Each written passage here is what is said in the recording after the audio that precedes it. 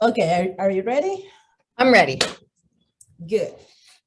Well, good afternoon, everyone, and welcome to our session today, What Makes Americans Unique, an event organized by the Centro para el Desarrollo de Lenguas Extranjeras, UCAP, well, with the purpose of practicing English and knowing a little bit more about the American culture, right? So for that, we welcome our English language fellow, Professor Indira Bakshi from Oregon, USA. And well, she's going to tell us about some special features of her culture, right? So remember, you can ask all your questions about what would you like to know regarding this topic. So don't be shy, okay? And Indira, thank you once again for joining us today. Now it's your time. Hello, everybody. My name's Indira Bakshi, and I'm an English language fellow with the English language program as part of the Bureau of Educational and Cultural Affairs in the United States. And the purpose, the reason why I'm here is to help build understanding and mutual cultural exchange between Venezuela and the United States. So that we can remain friends and create a better world in the future for all of us. So that's basically why I'm here. And today's talk is what makes Americans unique. So what I thought we'd start out with would be, what do you think makes Americans unique? And so at this point, I invite you to either open your microphones or put something in the chat, and then we'll talk again at the end. And then if you have questions in between, I'll try to attend them, but it's possible I won't be able to. So anyway, so what do you all think? What do you think makes Americans unique?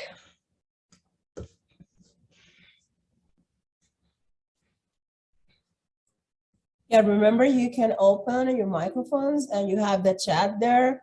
Also, to comment whatever you want about these questions, or at least what makes American different from us. What do you think? Yeah, wonderful, Manuel.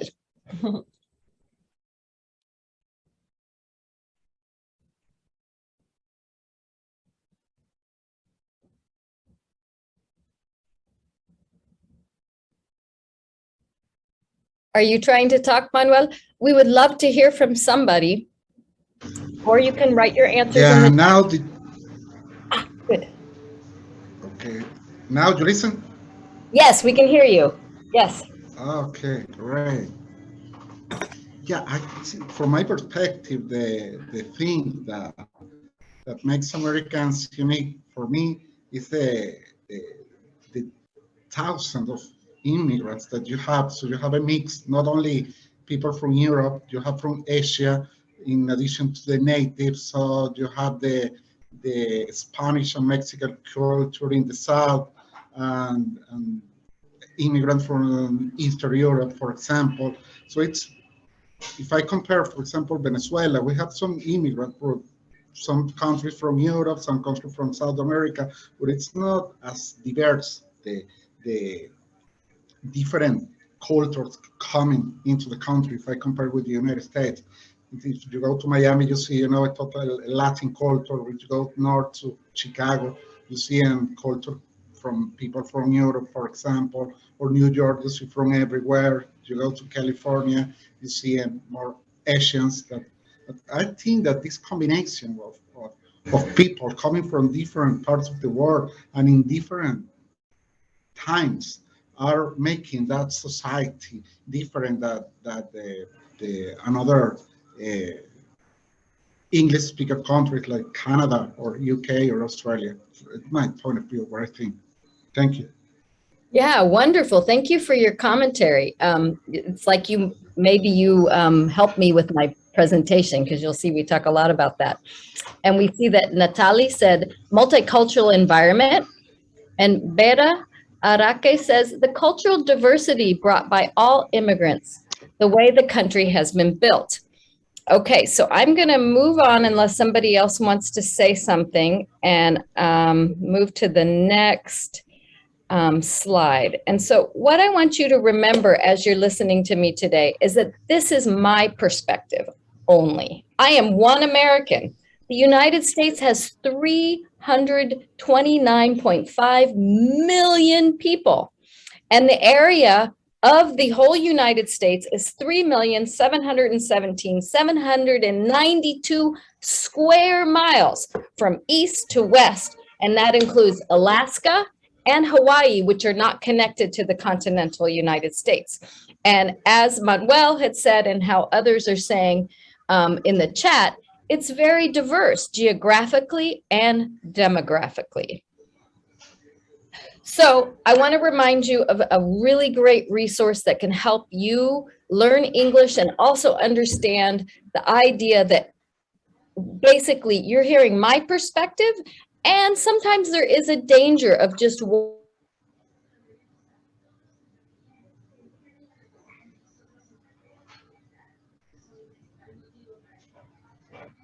Is my internet or?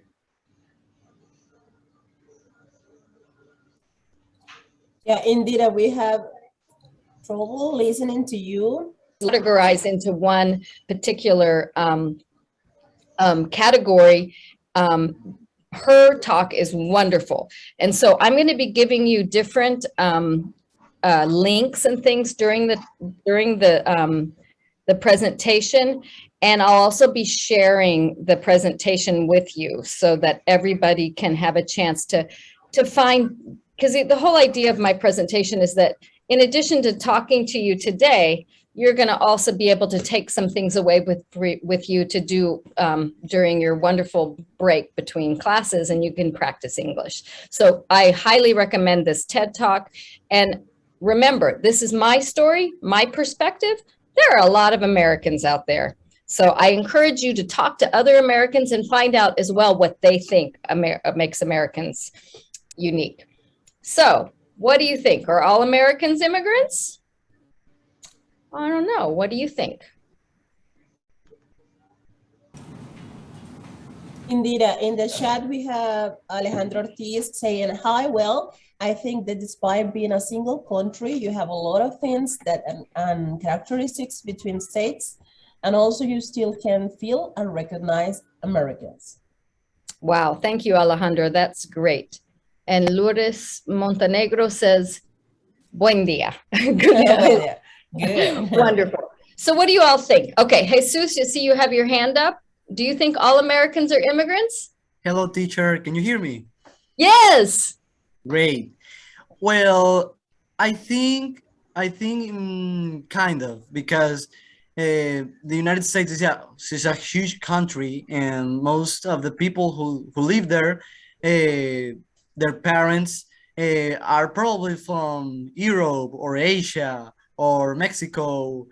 Very, very few people are really indigenous, you know, like people from Alaska or from the Southwest or something like that. And so my answer is kind of, yeah, some of them, but not really. It is a melting pot, you know. There are people from everywhere. So I think it is, well, kind of, maybe yes, maybe not if you're indigenous. So kind of. Wonderful. Thank you, Jesus. I also see that Celia says, I believe America is an immigrant country. And Natalie Gonzalez says, no, not at all, but a great percentage. And Albe Mayra also made a comment. She says that currently not are all immigrants. I think it's good to be here. You can call me Albe. Okay, great, Albe. So are all Americans immigrants? That's my next question. Well, no. The Native Americans have a saying in the United States, and it's a very strong movement. It's called, we are still here. There are 547 federally recognized tribes, and that doesn't include all of the other tribes that are not federally recognized. There are 326 reservations. Reservations are places that are specifically belong to Native Americans where they have tribal sovereignty. That means they have their own police, they have their own justice system, and they actually are nations within the United States, a nation within a nation.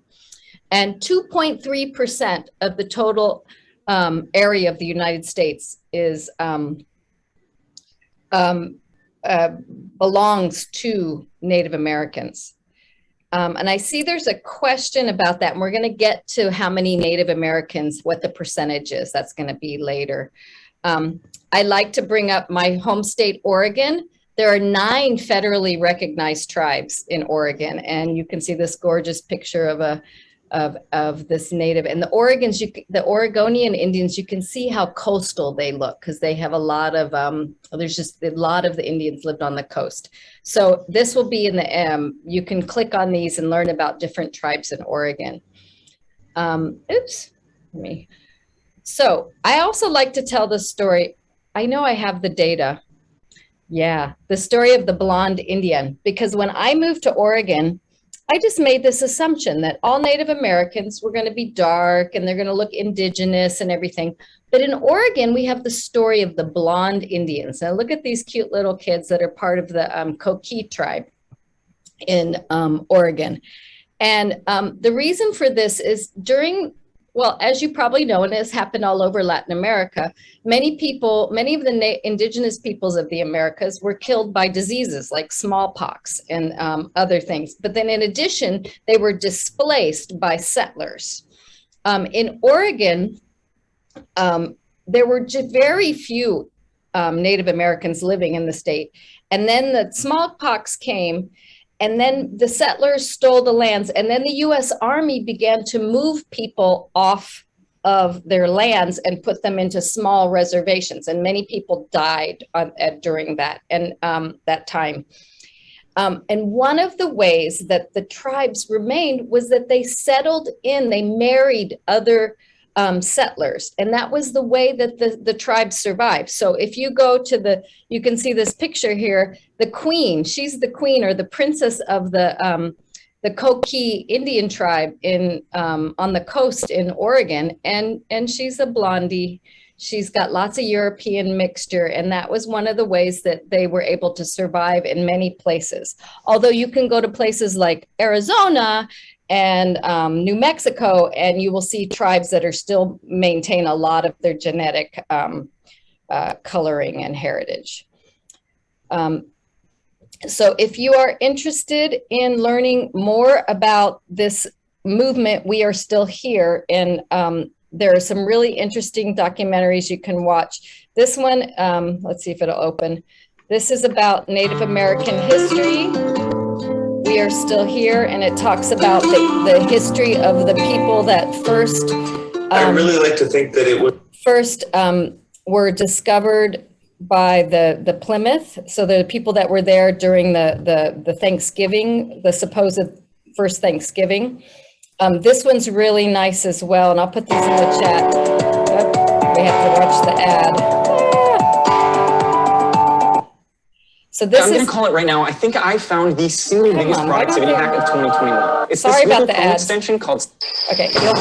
So this one's a really nice one too. It's young people made this from a high school. And so you can kind of see these are young people in the United States who still really are into their try to carry on everything else. Their Native American ancestry and have held onto that. And so the idea that we are still here. And then the last one is a really nice radio thing that you can listen to from the state of California. And the state of California actually has a ton of native tribes, which is really interesting because you would think that it wouldn't, but it's got has more diversity in terms of languages than any other state in the United States. So they had a wide diversity of different Native American tribes. So I'm gonna stick those in the chat real quick in case you want to open them and save them for later. There are 3 really nice, and I will also share this presentation. So anything that looks like you can click on it in the presentation later, you can click on and do some research of your own. And so these are some good resources for you to learn more about Native Americans. So the next question I ask, are Black Americans immigrants? There are a lot of Black Americans. We hear a lot lately in the news. What do you all think? Are Black Americans immigrants? I think the most, yes. Maybe? The most or yes, okay. Anybody else want to I answer? think they are as immigrants as any other white-skinned American, because they came to the U.S. About, I don't know, the 1700s or 1600s. So I think they are as immigrants. If they are immigrants, so are the blondies out there. So I think the answer depends on your definition of who is an immigrant. The only ones that aren't immigrants are, like the native population. Yeah, I think the rest of the people are more or less immigrants according to your definition. Great. Okay, so there are 43 million people of African descent in the United States, and this is 12.1% of the population. And we are going to get the Native American population data in a minute. That was in the census of 2020. And my answer is I'm not so sure, because 90% of the African Americans in the United States trace their roots to the slave trade. And the American slave trade is the largest forced migration in human history. They didn't have a choice. They left, but they had no choice. They were brought as slaves. Many died, as you know, working in plantations all over the Caribbean and North and South America. And so that's a question. If you're forced to migrate, are you an immigrant? I don't have the answer. It's something we can think about. One thing that's really interesting about the African American population in the United States is that there's a lot of mixture. So if you do a DNA analysis, Henry Gates has a famous show in the United States where he interviews famous people in the United States, and he does like an ancestry.com genetic analysis of their DNA. And people are always like, oh, I didn't know that my ancestor was a slave holder, or I didn't know that my ancestor was a slave, or my ancestor did this or that, or was Jewish, or all these things. So it's a really cool show. Henry Gates Jr., he's a Harvard professor, and he does that show. It's on National Public Radio if you're interested. So 73% of the African American DNA is West African, 24% European, and 0.8% Native American. Another really interesting fact about African Americans, Black Americans in the United States is that there is a dialect. It's almost, you could call it its own language, and it's called African American Vernacular English. And it has its own grammar. It has specific vocabulary words and accent. So it's very interesting because many Black Americans don't speak it, but some speak both that and what we would call standard American English, because they have to learn standard American English in school, but they might go home and speak the Black American vernacular English with their parents or their grandma. And the grammar and the phonology comes from the rural dialects of the Southern United States. If you are interested in learning more about the history of Black American English, this is a really good show that from the Black Entertainment Channel. Whoops, I don't mean to click on it. I didn't mean to click on it because we're just going to end up watching a lot of ads if we end up clicking on all my YouTube videos. But there's lots of YouTube videos in the presentation. And let's see if I can get the link. Well, I'll just send the presentation link so you can look at that. But it's a really great, it's interesting. It talks about how African Americans had to create their own language so that they could have a coded language in order to keep things from the people that own them, the slave owners. And so a lot of the ideas behind the development of this language was that they needed a language because they came from different nations in Africa. So they all had different languages, and English was their only language that they could speak, but they had a special language so that their owners, the slave owners, could not understand them, and they could survive and live in a very terrible situation being slaves. Recently, this is such an interesting fact. This is a language fact that we now, most places will use a capital letter for Black when we refer to Black Americans. For many years, the letter was a small b, but many news organizations in 2020 started changing the way that they describe Black Americans and the way that we grammatically refer to them. And part of this is because Black Americans, if you don't, basically, people believe that if you do not capitalize the B, you're denying the Black Americans the recognition of their own unique ancestral backgrounds. And lumping us all together erases the significance of slavery and the continuing racism while appearing to give the appearance of progress. And let's go to the next slide. So this is a quote from a professor, oh, it's down there, but her name was Lori Tharps.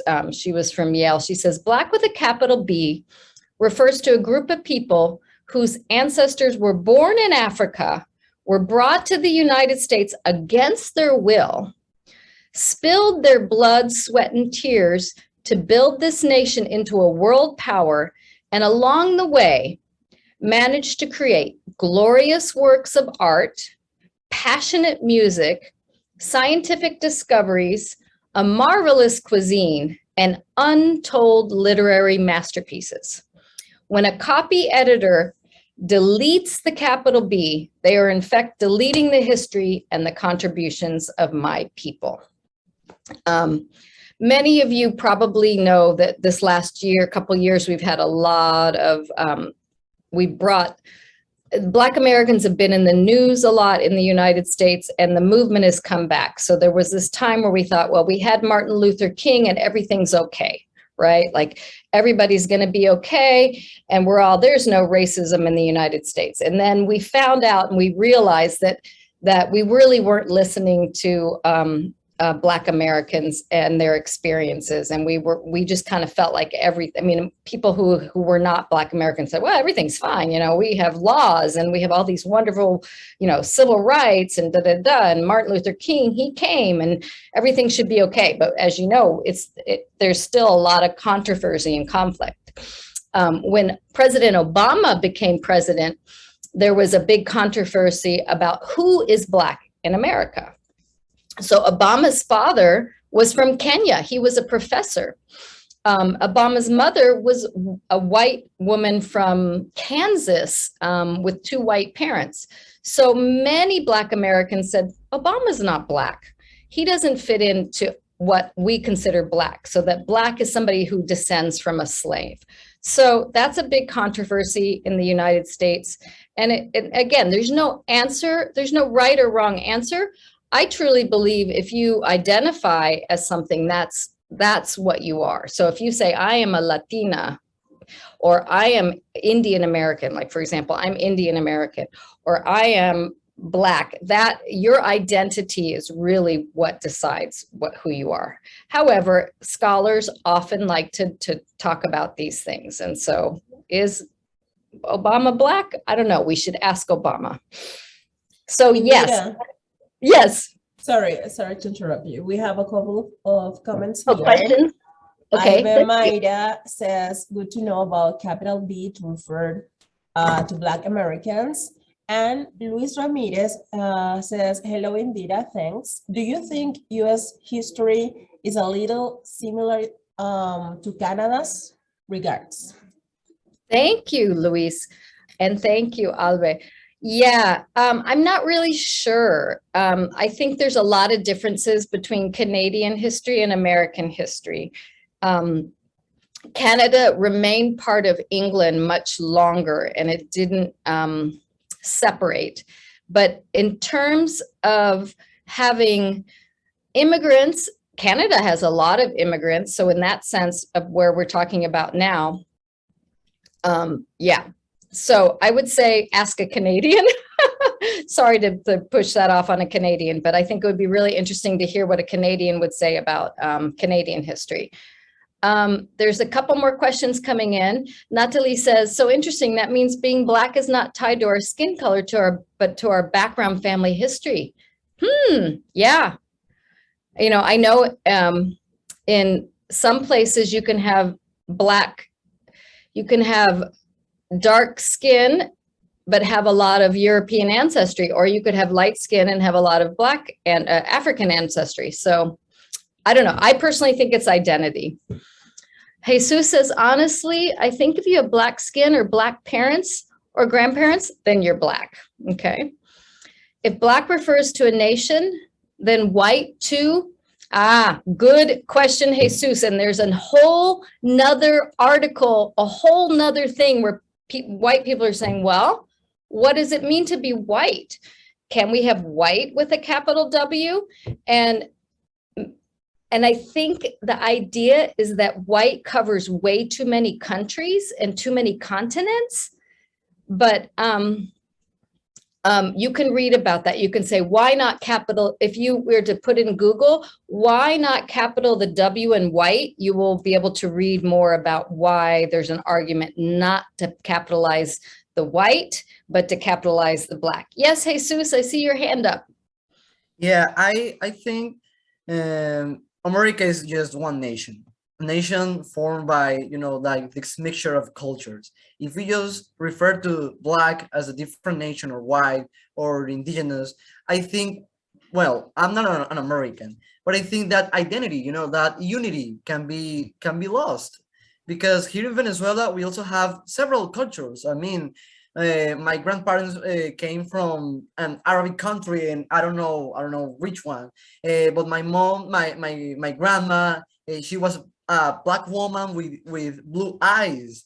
And well, my two parents are white, but they aren't really white because they come from, well, their parents come from different countries, because they are kind of Black and they kind of Arabic, they're kind of Spaniard. So what I really mean is that it is just one nation formed by several cultures. I think that just capitalizing a specific, you know, like trait really can divide a country that, you know, I think is united, like the United States. I don't know. That's my point of view.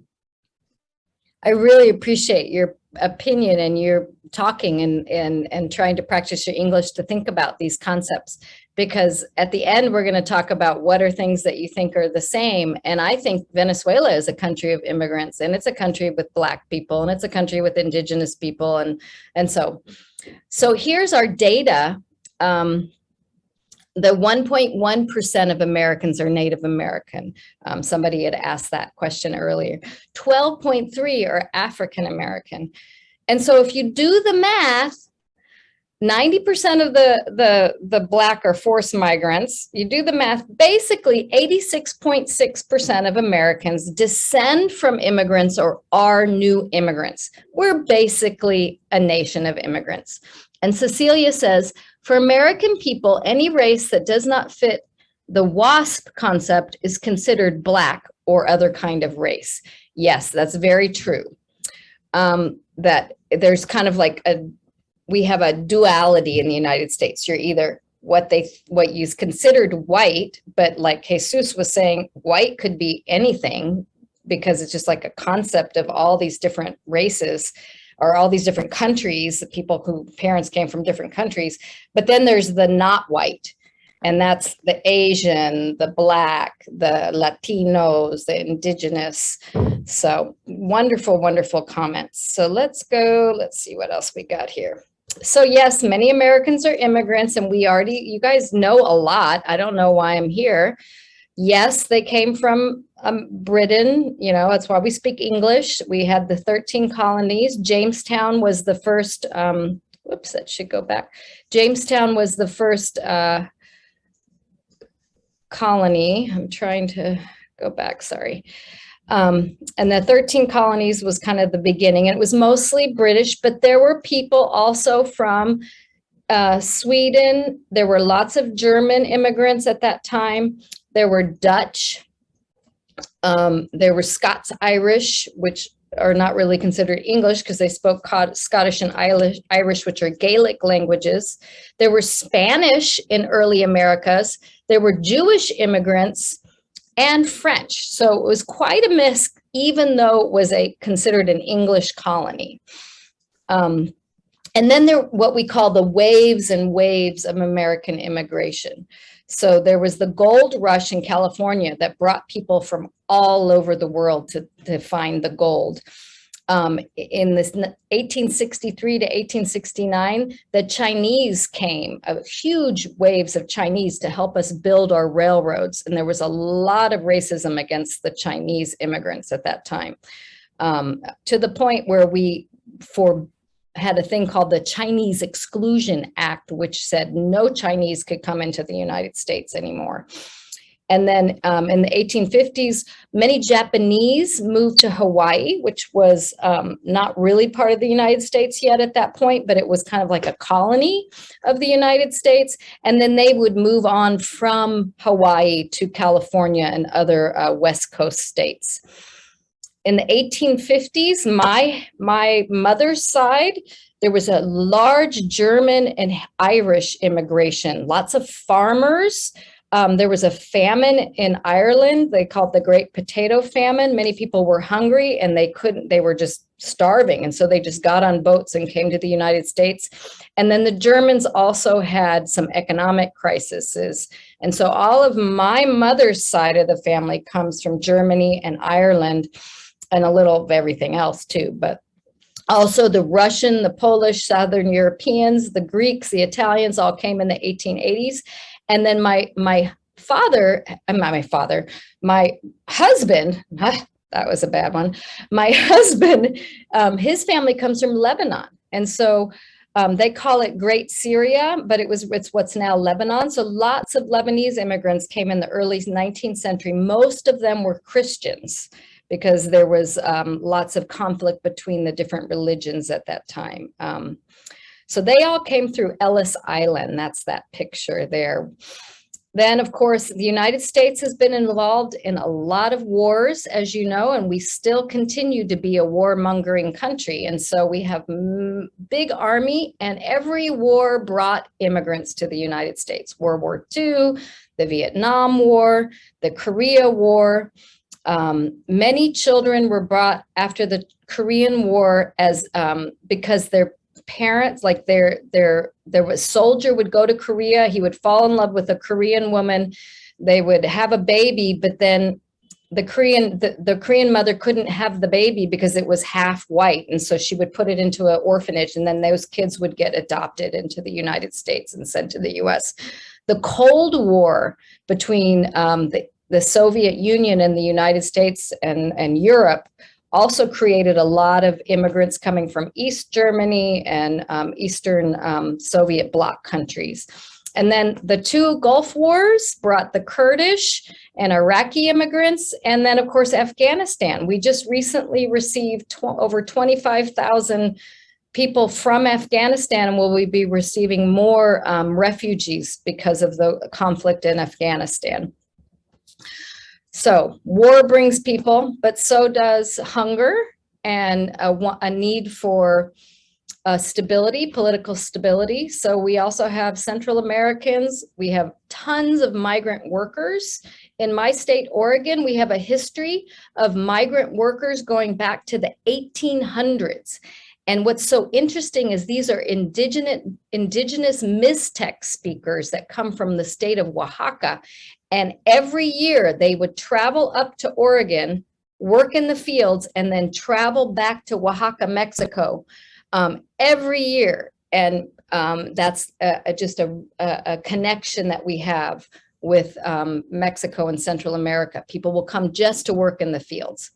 And then, of course, South Americans and Caribbeans and Africans and New Europeans, all coming because of different reasons, economic, political crises, or just because they have a friend or a family member in the United States. So Americans are immigrants. Somebody brought this up, I think it was Jesus, melting pot. So that's another big controversy in the United States. Are we a melting pot? Are we a mosaic? A melting pot is everybody's together in one big soup and it makes one flavor. A mosaic, we all bring a little bit of our cultures and we maintain some of our culture. So I like to highlight food. Korean tacos. Who's ever had a Korean taco? That's Korea and Mexico. And then another one, sushi burritos is really popular right now. So there are 2 or 3 new sushi burrito places in my city. And so it's a burrito, but it has sushi in it. Go figure. That's America. And then, as you know, we're famous for our pizza and our hamburgers.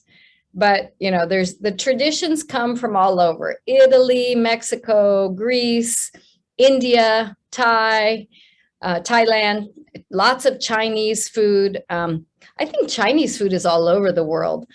And a lot of German and British cooking traditions. So bratwursts are very popular in the United States. The hamburgers, hot dogs. Hot dogs is a German tradition.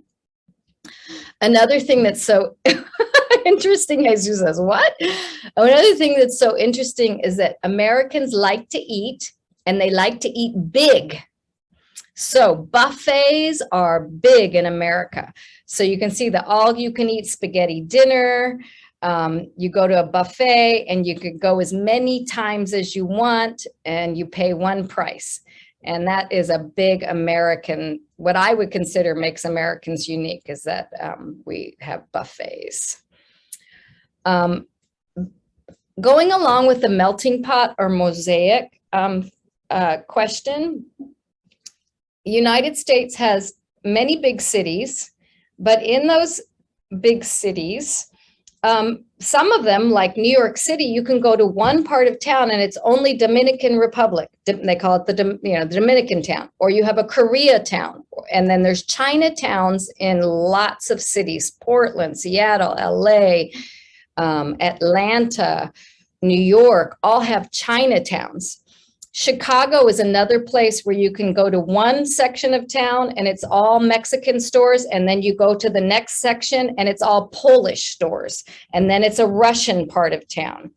Detroit is known for having lots of Arabic speakers. So it's kind of an interesting place because there's also a lot of African Americans in Detroit, but there's also people from Palestine and Yemen and Saudi Arabia and Egypt. So it's a place where a lot of Arabic people came. Luis says, in New York, you have Dominican Street with many Latin food. Yeah. So, I mean, you can just like live in another country if you go to some of those places. Los Angeles is that way too. You go in and it's almost like you're not in Los Angeles. You're in another country, but you're in the United States. And so that's something that's really unique to the United States. And then in the countryside, we also have different countries represented. So in Texas, there are towns that are all German or all Czech. The Amish live in Ohio, Indiana, and Pennsylvania. And that's the picture there. They have their own religion, their own language, and they actually live separately pretty much from American society, but they're considered American because they're part of our landscape. And if you go to Louisiana and Maine, you find the Cajuns. Those came from the Acadian French speakers. And then there's a little town in Alabama called Africatown, which is so interesting because it's all African. Everybody who grew up there were from this one boat that came from Africa. It was like the last slave boat, and they escaped and they went to this town and they like hid out. And then they've created this Africatown where there's a lot of African heritage still. And then you probably know this, Americans are shopping crazy. Every holiday is a sale. So if it's a holiday like Veterans Day or Valentine's Day or President's Day or Christmas or Easter, there's going to be a sale. And so you're going to get big discounts. Sadly, that also means that America creates a lot of trash. We created in 2018, 292 2 million short tons of trash. It's a major problem. We do have people who recycle in the United States. So here you can kind of see what's mostly recycled, but it kind of depends on the region. So like in the West Coast, in California, Arizona, Utah, Oregon, Washington, Idaho, there's a lot of recycling that goes on, and it's part of the culture. But if you go, I was just in Atlanta with my brother, you still throw everything in the trash. There's no recycling. They don't pick it up at the curb. So we do, it's something we need to work on as a country. But, oh, Ronnie says, it's surprising how, yes, Americans use the mail. I should have put that in there. Yes. So in many countries, people say, oh, you use the mail, it's not going to get there. But in the United States, the mail service actually works. You put something in the mail and it gets there a day or two later. It's amazing. What a great point to bring up. That makes us very, very unique. So all this trash, all this buying, all this consumerism. Yes, Cecilia, you can vote by mail. Yes, and that's actually getting more and more popular, especially during the pandemic. It was great to be able to vote by mail. So we also have garage sales, and I'm not sure if this is something that happens in other countries, but you can see all this junk. This is all the stuff because we buy so much stuff, we have to get rid of it. So we have garage sales every weekend. So people buy and sell and buy and sell and buy and sell. Some people buy new cars every year. I don't, but some people do. They think, oh, well, it's a new year, I need a new car. And then they get rid of their used car. Another thing, I wanted to talk a little bit about families. The divorce rate used to be really high in the United States, and I was really surprised to learn that in the 90s it was high, 4.5 divorces per 1,000 marriages. But we're down to 2.4, so we're doing better. We're staying together. I think part of that is also that get something new and throw it away culture. So you get a new wife and you throw your new wife away, 2 years later. Another thing that's really different, marriage rate is high too. Yeah, and they marry very young. Yeah. So that was from Cecilia. Thank you, Cecilia, for your participation. So children are expected to leave home at 18, which is not very common. But again, that's changing. Now with the pandemic and all the economic crises, more and more children are staying home or moving back home. So even my kids are spending more time at home than I would have ever spent home a time with my mom. I left when I was 18 and it was no looking back. I wasn't going to rely on my mother. I went to college. If you go to college, your parents will support you a little bit longer. But here, this picture, Jesus says, what age do you define as young, Cecilia? Yeah, Cecilia, what age is young? We don't have a whole lot of time, and I really want to talk about another thing that makes America really unique. We've had gay marriage since 2015, and even my neighbors, they have 4 kids, and it's 2 women who are married. And I've had many neighbors who are gay couples. So even before marriage was legal, there were a lot of different kinds of families in America, including adopted children. 1.5 million children are adopted in the United States, which is 2% of the population. So families are a little unique. They're a little different, and there's a lot more acceptances for different types of families. So it can be a single mom, or it can be 2 men, or it can be a traditional family, or grandma could be raising the children, and there's no parents in the picture. One thing that I don't like about the United States is that we have a lot of nursing homes. So older people don't live with their families. They are often sent to nursing homes where they live with other older people. And again, I think that's changing more and more. We're having more and more multi-generational homes in the United States, but that was something that really made the United States unique when I was a child. Quickly, sports. Oh, no soccer. Well, we do have a little soccer, but football is our thing. It's the most popular sport. And as you can see here, these are the University of Oregon fans. They love their sports. They love their teams up to the point that they do really strange things and look very strange.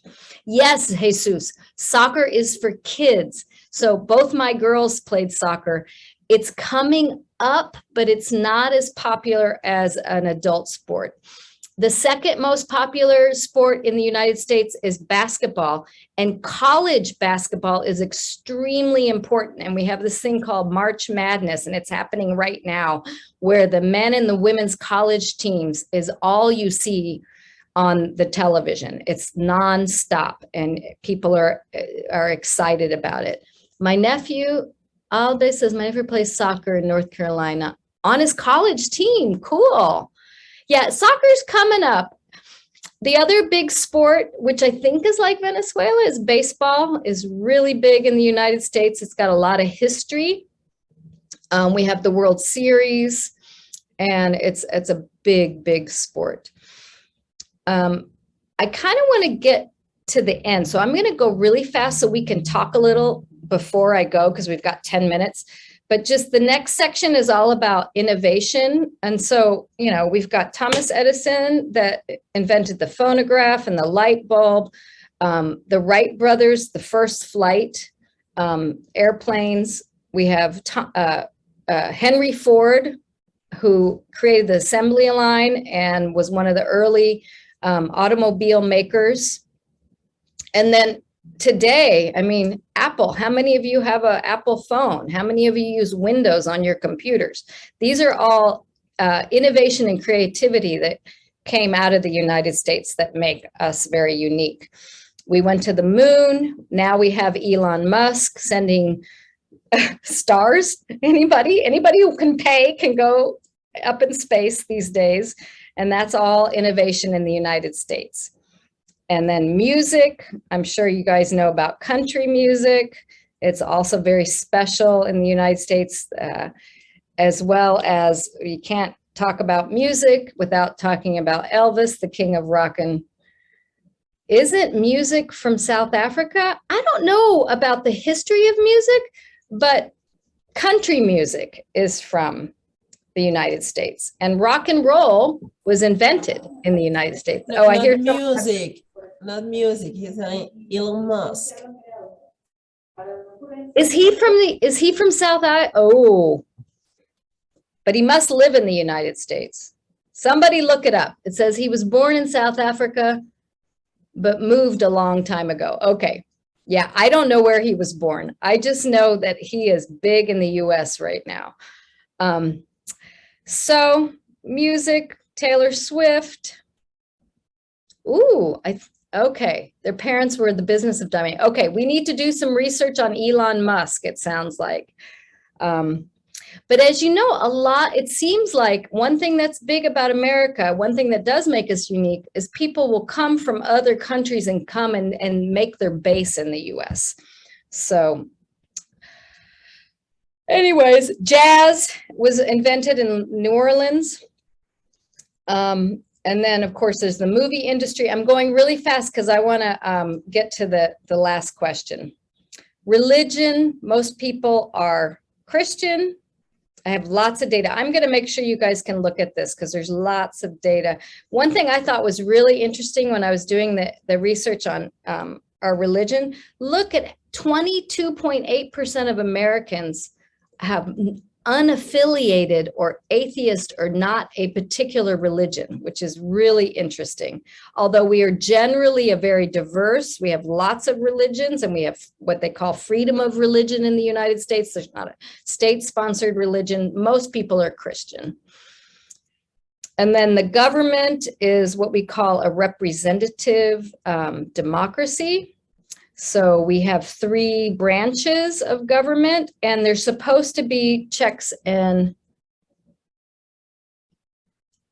balances. Okay, so we've got a little note in there to make sure that you do the evaluation. Okay, we've got a few more minutes. The one thing that was a big deal in the 2000s is this word freedom. So Americans always think that they're free. So that's something that makes us unique. We actually believe that we're free, and we believe that we have freedom, and we're willing to do just about anything to maintain this idea that we have freedom, to the point that we will go to war and say, well, it's for freedom. John F. Kennedy said the cost of freedom is always high, but Americans have always paid it. One path we shall never choose is the path of surrender or submission. So this concept of freedom is very big. So I know I went really fast, but I want to hear from you at the end.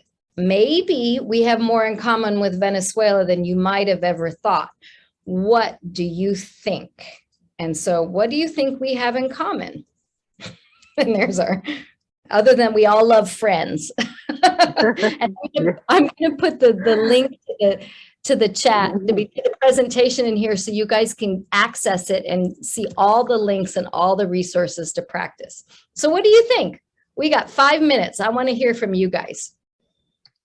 Baseball, says Manuel. Alves says baseball. What else do we have in common? Jesus says we love burgers and hot dogs. Oh, yeah. We are friendly. True. Jesus all says burgers plus.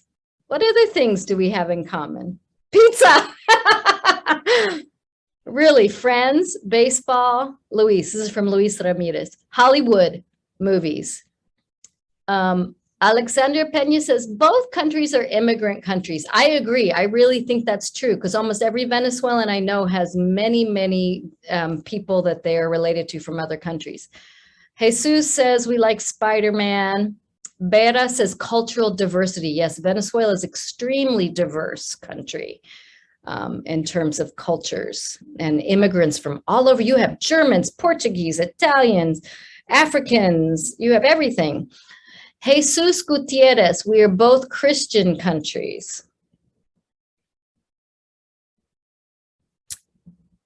Vera says diversity in landscapes too. Yes, Venezuela has mountains, coast, rivers.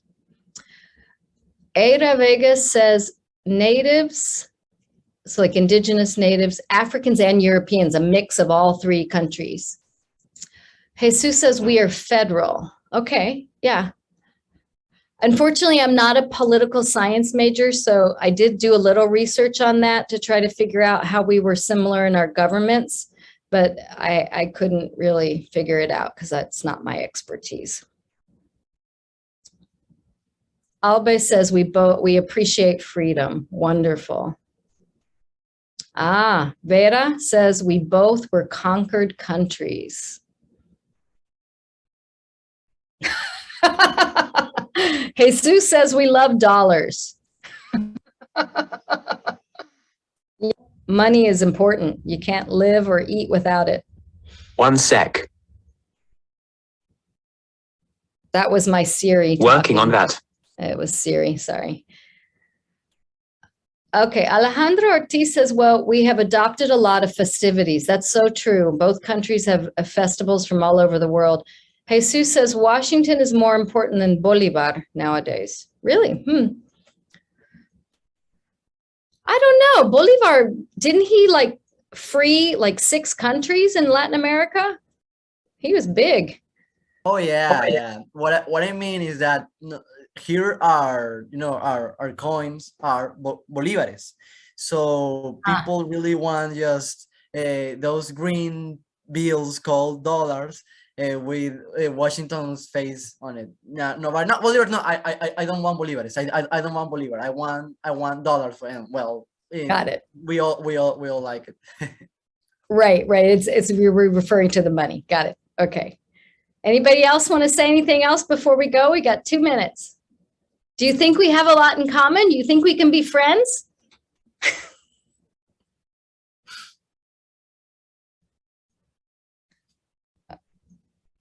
Jesus says we appreciate. I don't like so much Friends series, but I love Seinfeld. Seinfeld is great. Seinfeld is awesome. Better series than for me. Yeah. Haida says yes, we can be friends. Yeah, I think we have a lot in common. We both have oil too. I didn't say that. You know, the United States does actually have oil as well, just like Venezuela. But I think you guys have the largest reserves in the world or something. You have the most oil, petroleum of any country. Cecilia says, we are friends. Yes.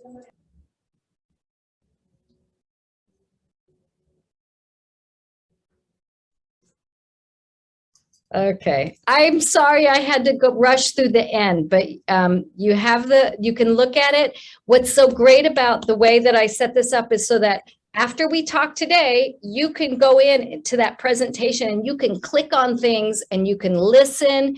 There are articles to read to practice your English. And, you know, once you start exploring, you'll start to think more and more about what you think about America and what you think makes people from the United States, Americans unique. And again, we all have our own story about that, and we have to talk to lots of people and gain lots of perspectives to come to an educated decision. So it was so great to be with you guys today, and I look forward to another talk. Yes, thank you very much, Professor Indira. It was a pleasure having you here with us, of course, as usual. It was a very enlightening topic, and we would like to thank everybody for joining us and participating and all the stuff. We hope you have enjoyed the activity as much as we had. And well, remember, you have all the information here to contact us, okay, for anything further. And Indira, thank you again. We appreciate this. Great to see you all. Thank you. Bye-bye. Thank you very much. I don't do Instagram, but I'll start doing it. I do Facebook, but I will. Yeah, you can. I'll look for myself. I'll put myself on Instagram. I have one. I just don't use it. Okay. Bye-bye. Thank you so much, teacher. Thank you. See you all. Bye.